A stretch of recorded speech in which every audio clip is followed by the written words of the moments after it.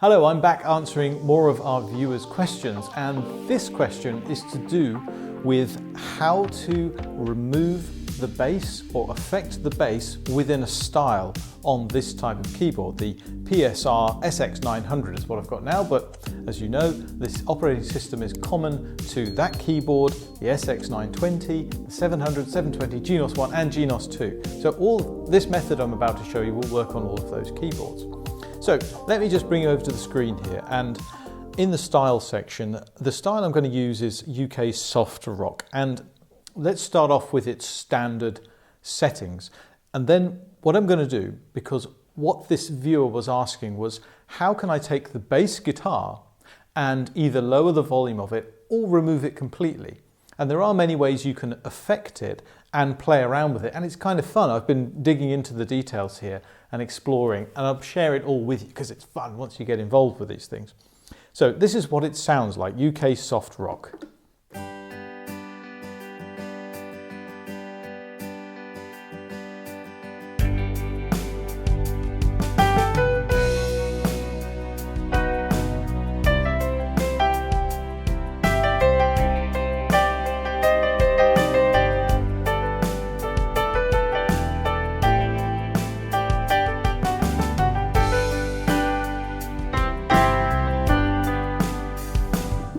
Okay, so it's pretty sort of standard middle of the road rock, but what I want you to listen out for this time when I play it is the line that the bass guitar is playing.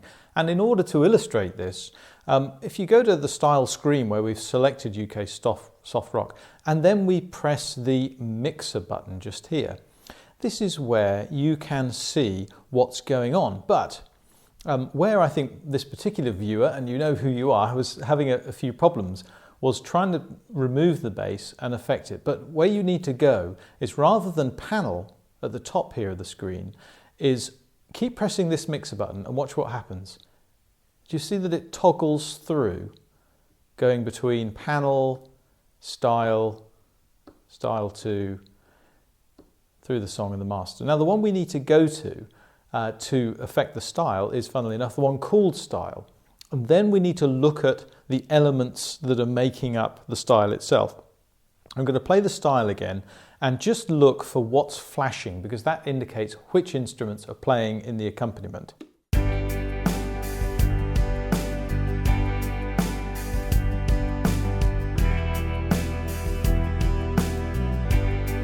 Okay, so you can see all of those lights that are coming up here. Those are indicating that those instruments are being played, and there's a little graphic display showing you which instruments they are, and there's a guide of what they are as well, which is the rhythm, and that's the drums or the percussion, and then bass. That's the key one here. That's the one we want to change.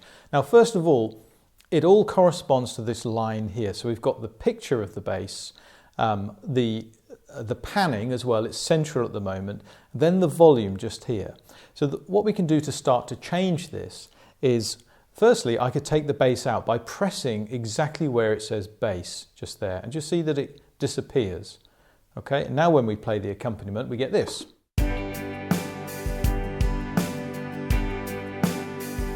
Okay, I'll put it back in.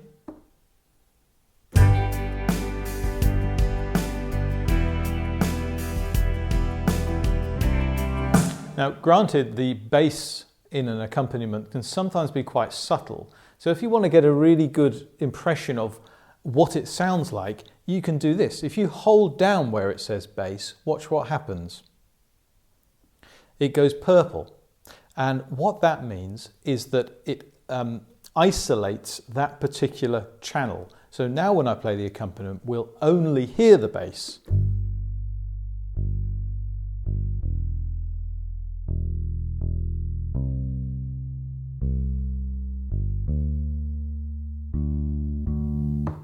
And as you can hear, bass lines tend to be quite subtle, so it's not very exciting. But what I'm about to do goes for any of the channels on here. But in particular, I want to show how to change the bass and how to affect the volume of it as well.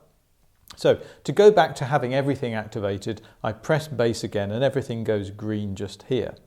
Now, the volume works like this. In fact, what I'm going to do is I'm going to play the volume. I can either, on the screen here, slide this up and down with my finger, and that affects the volume of the bass within the mix of the band.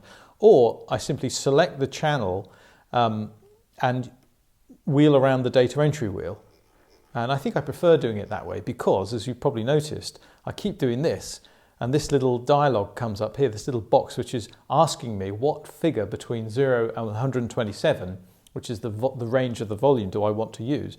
If I pressed 127 and then OK, it goes to the top. If I press 25 and OK, it goes to 25. Personally, I prefer just pressing it so this little orange box comes around and then using the data entry wheel just there. Now, a useful little trick for you is if you think you've mucked about with this and changed something and you think, oh, I just want to go back to how it was. Below the data entry wheel, there are these two buttons here that say Deck and Ink, and there's a plus and minus on them. And if you just press them both together at the same time, then we get that. It just resets it to its default setting. So I'm going to play the mix all together, and then I'm going to move the volume of the bass up and down so you can have a listen to how it affects it.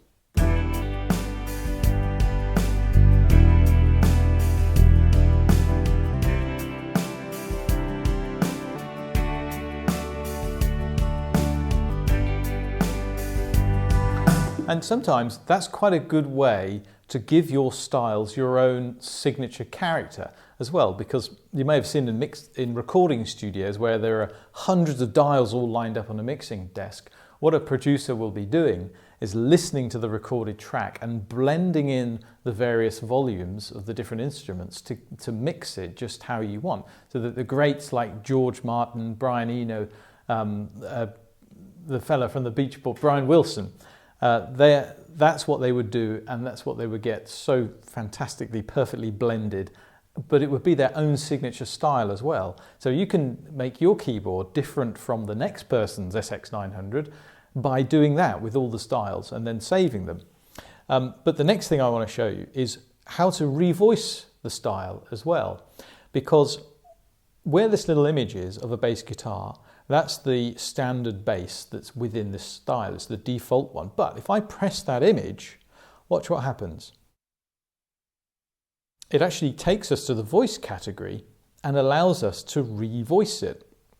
Now, what I like about this is you can go into any of the bass guitar settings and just revoice it and play the style at the same time. So you can hear the music going, change the instrument and listen to the effect that it has on the overall sound. So I'm going to get the style going, and then I'm going to flick through the screen, changing the bass, so you can get an impression of how the feel of the music would change. Here we go.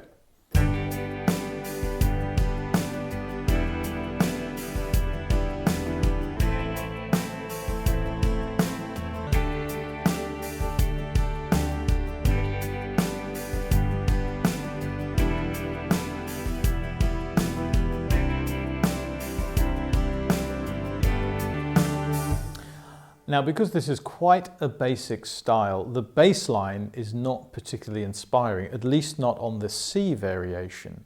But one of the things having a simple bass line does allow you to do is change that from a bass guitar to something a little bit more unorthodox, like a bass synth, for example, and you get something like this.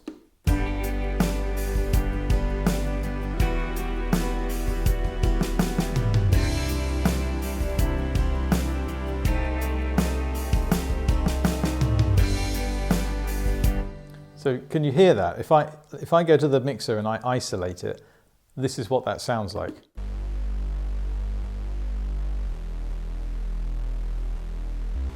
I'll bring the volume up.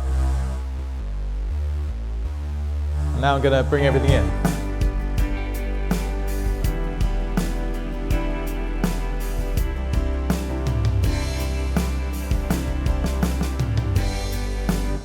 So that simple revoicing has actually changed the whole character of that style. But next question is, how can I save this? If I make changes that I like in the volume, the panning, the instrument, how do I save it? Now, that's a bit of a process here. What we have to do is leave things as they are, as you set it up and you like it, then go to the menu section. And what we're going to be looking for is Style Creator. So there's no need, don't flinch backwards because we're going into Style Creator. It's not that tricky, this particular process, but Style Creator, as we'll see, can get quite complex. So go to Menu, and then I want you to go to Style Creator, which is on the second page on SX900. It might be on a different page. You can cycle between the menu pages by pressing the menu button, Style Creator, and this screen will come up, and we need to go to Assembly, just there. Sorry, not Assembly, Channel. And then we go into here and we just double check that it is selected correctly. And you see, I'm just going by the graphic here that is the bass I selected, but I can press the picture and it'll go through to confirm it's revoiced to the voice I want. So close that down again. And at the top here, I press Save. It'll automatically take me to the Style section where it says User, and this is the keyboard's hard drive. It's not one of the presets here. This is where I save my own custom tweaked styles. And I press Save here. It gives us the title of the template that I've used from presets. I'm just going to put a number 2 on the end of this one and press OK. So there we are. We've now got a style where I've revoiced the bass. And let's give it a little whirl, see what it sounds like.